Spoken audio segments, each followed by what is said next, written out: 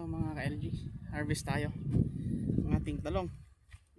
Calixto F1. Ayan o. Ito yung ating talong na.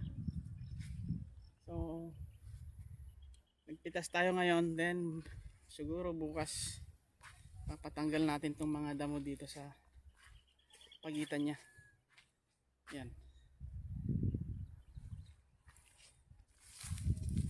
Niretobate natin to yung pagitan. Talagang maluwan yung paglilinis pag ganito, at the same time yung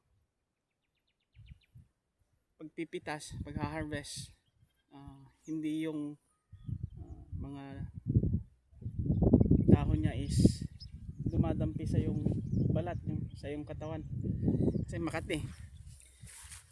Yan, the same time makakadaan dito yung yan, yung rotor natin maliit.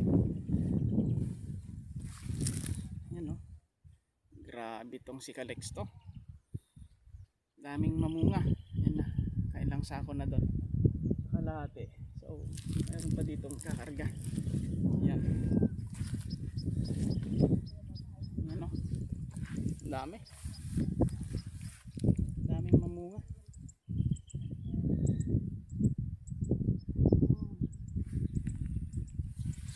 Si Calixto F1, ang karakteristik niya, mabunga. Yung laki, malalaki.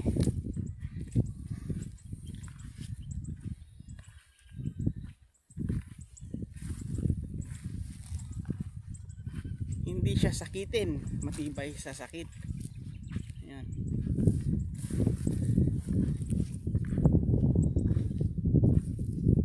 Low maintenance nga to, itong talong natin eh. Malala nyo yung sasaboy natin ng chicken manure. Lalagay natin ng chicken manure dito noon. Ayan, chicken manure. Kasi mataas yung inputs pag gumamit tayo ng inorganic. Then napansin natin dito, parang ayaw kapitan ng mga peste. Daming malilinis bunga niya. Meron ding mga reject, pero minimal siya. Yun yung kagandahan ng organic. Ayan. So ito, papagamasan natin to sa pagitan. Ito hindi madaanan ng roto to kanina, kaya araro ng baka na lang. Okay. So ayan, happy farming mga ka-LG. Laban lang.